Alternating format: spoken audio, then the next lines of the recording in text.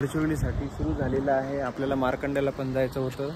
वैनगंगा नदीचं जे पात्र आहे ते अवाढ। तर मित्रांनो, आता आपण या ठिकाणी पोहोचलो आहे मित्रांनो।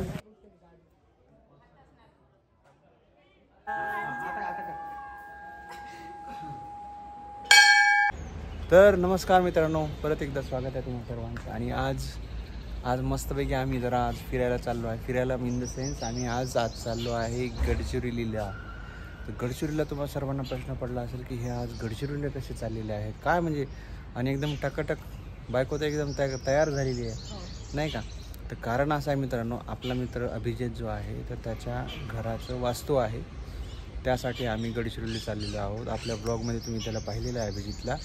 आणि तिकडच्या प्रवासामध्ये आम्ही गडचिरोलीला त्यांच्या घरी पण जाणार आहोत। आणि मार्कंड्याचं जे मंदिर आहे गडचिरोलीमध्ये चामोर्शीला, तर चामोर्शीला पण आपण जाणार आहोत। आणि तिथे म्हणजे शंभू महादेवाचं आपण परत एकदा दर्शन घेणार आहोत मित्रांनो आज। त्यामुळे आजची ट्रिप आपली खूप मजेदार होणार आहे। आम्ही तिघंजण आहेतच सोबत, जीवन सर पण आपल्यासोबत आहेत। आणि जीवन सर आता येत आहेत आपल्याकडे आणि आपण जाणार आहोत आपल्या धन्नोनं। तर चला मग आता पटपट आम्ही निघतोच, कारण वेळ झाला।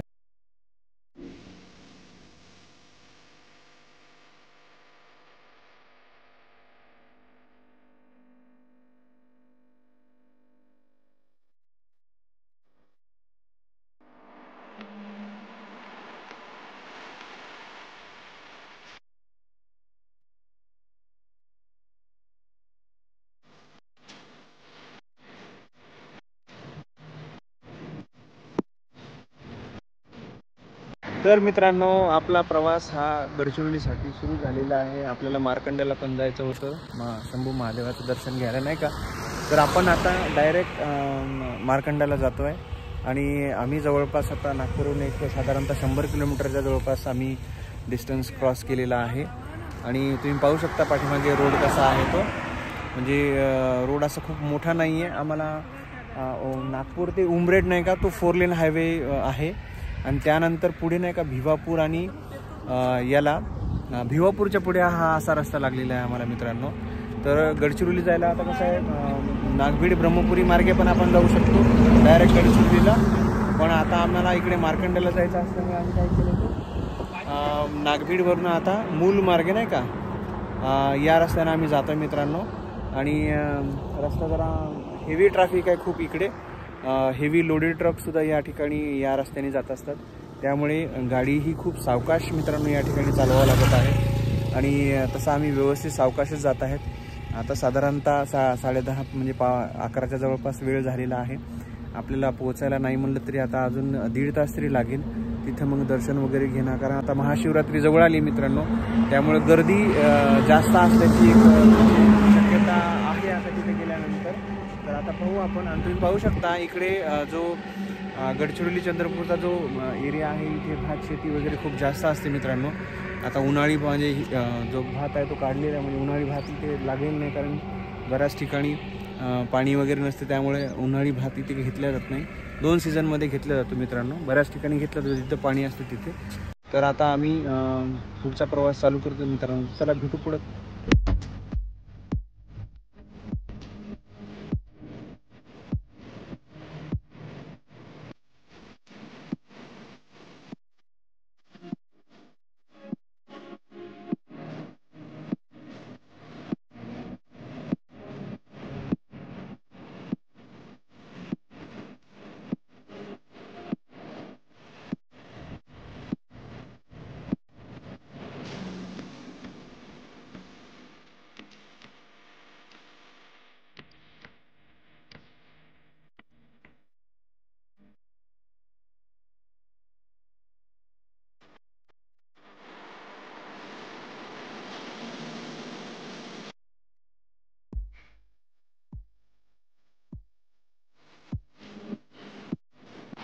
तर मित्रांनो, आपला प्रवास आता चामोर्शीला पोहोचला मित्रांनो। आणि आपण आता ज्या ठिकाणी थांबलेलो आहोत तुम्ही पाहू शकता, वैनगंगा नदीचं जे पात्र आहे ते अवाढव्य म्हणजे एकदम विस्तृत पात्र या ठिकाणी नदीचं आपल्याला दिसत आहे। वैनगंगा नदीच्या आपण एकदम त्या ब्रिजवरती आपण थांबलेलो आहोत। तुम्ही पाहू शकता वैनगंगा नदी खूप मोठं विस्तृत पात्र आहे नदीचं। आणि पावसाळ्यामध्ये मित्रांनो या नदीला खूप पूर येतो। पाणी तुम्ही बघाल तर एकदम स्वच्छ पाणी आपल्याला या ठिकाणी दिसतंय. आणि आपण या ठिकाणी आता स्पेशली थांबलो आपल्या सर्वांसाठी आणि आपल्या सर्वांना तुम्ही बघा इकडचे दाखवतो तुम्हाला. हे बघा खूप मोठं नदीचं पात्र आहे मित्रांनो. तर असा आपला प्रवास सुरू आहे. एक साधारणतः आम्ही आता 15-20 मिनिटांमध्ये मार्कंडा या ठिकाणी पोहोचू. त्या ठिकाणी आपण दर्शन घेणार आहोत मित्रांनो. तर तिथे पण तुम्हाला सर्वांना मी दाखवतो.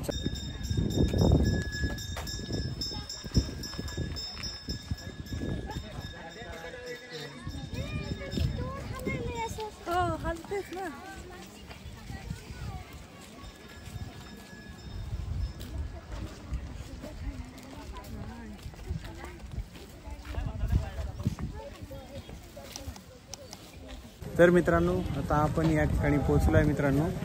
आणि तुम्ही बघू शकता महाशिवरात्री आता जवळ आलेली आहे नाही का 2 दिवसावरती.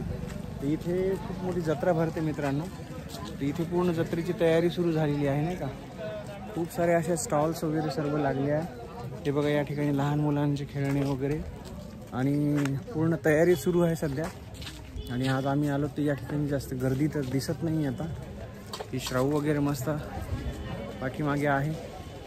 उन्हाचा जरा चटका वाढलेला आहे आता, कारण मार्च सुरू झालेला आहे मित्रांनो. तर आता आम्ही मस्त आता दर्शनाला चाललो आहे.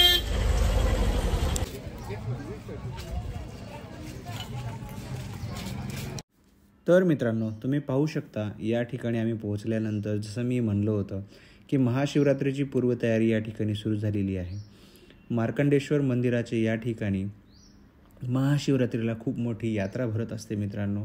आणि आजूबाजूचे जे गावं आहेत त्या गावातील सर्व भाविक या ठिकाणी दर्शनाला येत असतात. मार्कंडेश्वर मंदिराकडे जाण्याचं हे प्रवेशद्वार आहे, हे महाद्वार आहे. याच महाद्वाराद्वारे आता आपण मंदिरामध्ये जाणार आहोत आणि आपण दर्शन घेणार आहोत मित्रांनो. तर तुम्ही जातानाच पाहू शकता की महाशिवरात्रीची किती जय्यत तयारी या ठिकाणी सुरू झालेली आहे मित्रांनो. हे मंदिर अतिशय सुंदररित्या या ठिकाणी आपल्याला दिसत आहे मित्रांनो.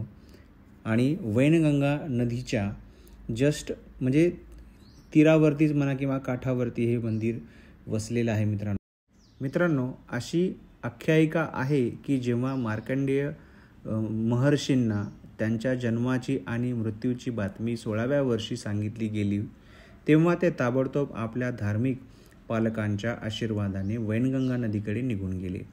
याच ठिकाणी तरुण मार्कंडेयाने भगवान शिवाकडून अमृतत्वाचे वरदान मिळवण्यासाठी अनुकरणीय तप आणि तपस्या या ठिकाणी केली मित्रांनो. मार्कंडेयाला आपल्या निवासस्थानी ओढण्यासाठी यमराजाच्या नियोजित वेळी आले आणि त्यांच्या गळ्यात फास बांधला. मार्कंडेय त्यांच्या शरीरातील प्रत्येक अणुसह सखोल ध्यानात मग्न भगवान शिवाच्या नावाचा प्रतिध्वनी करत त्यांच्या प्रिय प्रभूच्या कमळचरणी शरण गेले. त्याचवेळी भगवान शिवलिंगातून प्रकट झाले आणि यमधर्मराजाला आपल्या भक्ताला घेण्यापासून परावृत्त केले. मार्कंडेयाच्या भक्तीने प्रसन्न झालेल्या भगवान शिवांनी त्यांना शाश्वत वैभव आणि जीवन दिले. गाभाऱ्यात नदीकडे दिसणारा समृद्ध जांभळ्या रंगाचा लिंगाची पूजा मार्कंडेय महर्षींनी केलेली आहे असे म्हणतात. गणेश मंदिर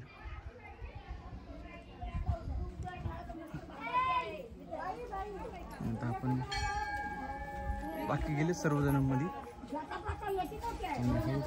जात आहेत तिकडे.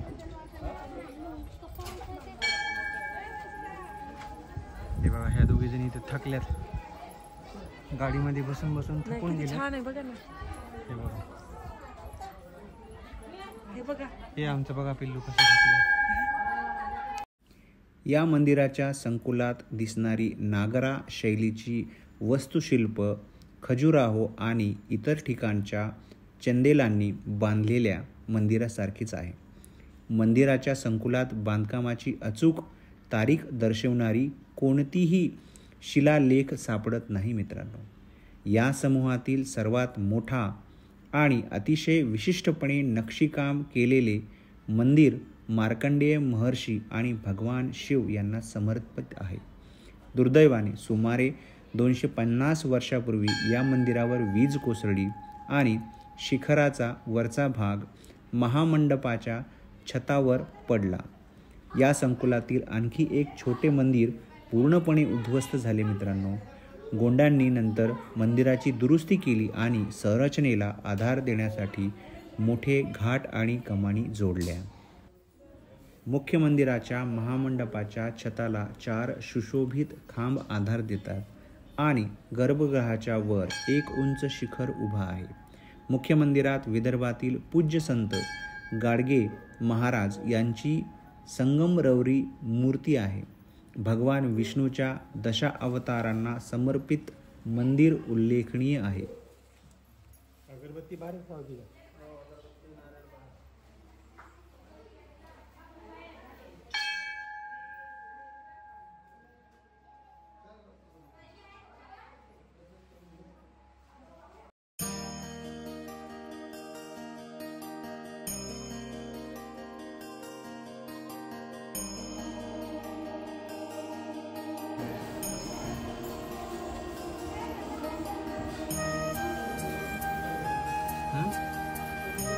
इथे जाणं हे पाया पडायला राहू इकडे बघ.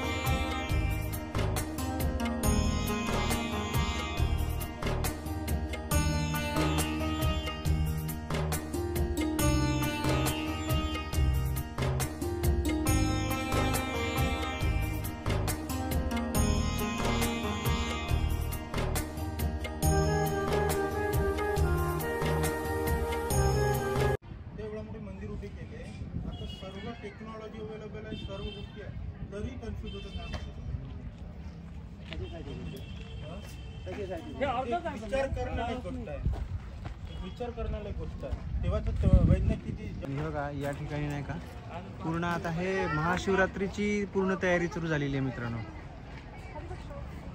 महाशिवरात्रीची नाही का, आणि मस्त मस्त इथं फुलांची झाडं पण आहेत. हे बघा मस्त आहे खूप. तर मित्रांनो आता मस्तपैकी आमचं मार्कंडा महादेवाचं दर्शन या ठिकाणी झालेलं आहे आणि आता आम्ही आमचा पुढचा जो प्रवास आहे गडचिरोली जाण्याचा तो आता आम्हाला प्रवास सुरू करायचा आहे।